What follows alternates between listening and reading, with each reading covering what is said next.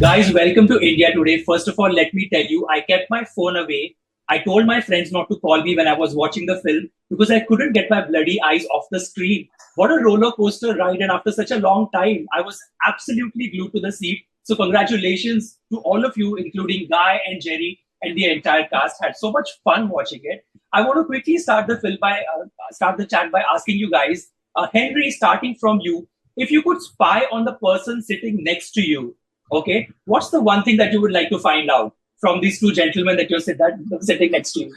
Well, first of all, thank you very much for what you said, and we're so glad you enjoyed the movie because we actually had a great time making it as well. And secondly, I would be far too terrified to spy on this one. I would. You'll find. Yeah, the things that I would find. It's like lifting up a very old carpet. Just don't look. I can't speak after that. What would I want to spy on?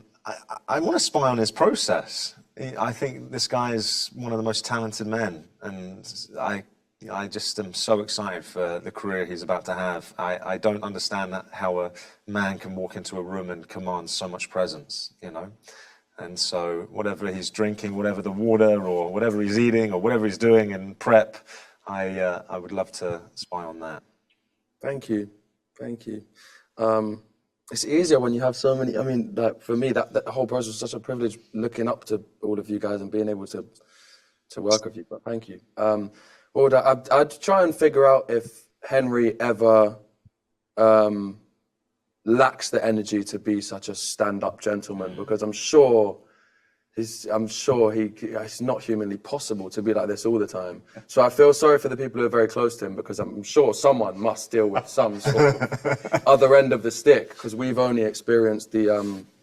He's like, yeah, cow. Yeah, I typically go home, cry in the shower, and kick a kitten. Yes. Something would have to. That would make sense, because something has to. But guys, the word ungentlemanly. I can't think of any movie that has this word in its title. It perhaps the first film to introduce us to the concept of being ungentlemanly and to celebrate that unapologetically. I think, how cool is that? I want to ask you, Henry, off camera, on set, what's the most ungentlemanly thing that you did on this film? Oh, I don't know really. I mean, in the. I think it's one of your opening scenes. No, he's asking it offset. I thought he was saying within the film. There is nothing that Henry does that is ungentlemanly. He sets an absolute precedence for every single one of us, and is the first one to turn up, is the last one to leave, first one to stand up in a room when anyone enters. So unfortunately, the answer that I have stolen is probably not the one you want, but he is a true gentleman. I mean, I like sort of taking the mick a little bit sometimes. I think it keeps the mood up.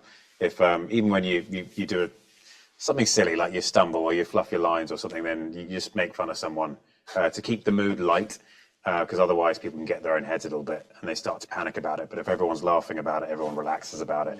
And so ultimately, the most ungentlemanly thing he does is an extremely gentlemanly thing to do. Yeah, exactly. He's incapable. Case in point. He does, yeah. What do people say? Sort of, what's your greatest fear? The fear of failure. No, it's not.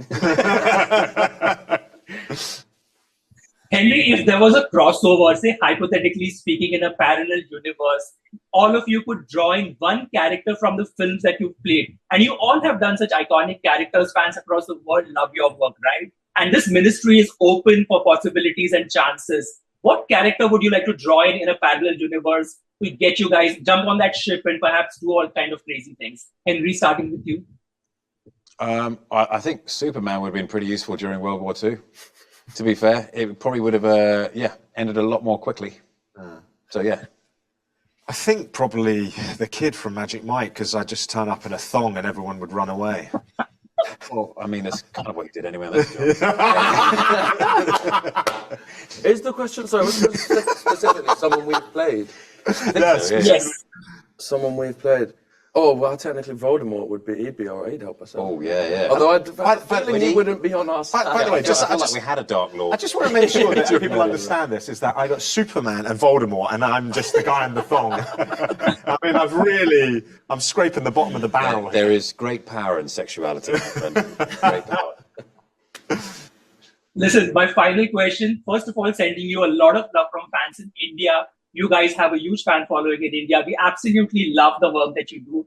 Henry, what message would you like to give anybody who's watched Witcher, Sherlock Holmes, obviously Superman, and the other incredible work that you've done?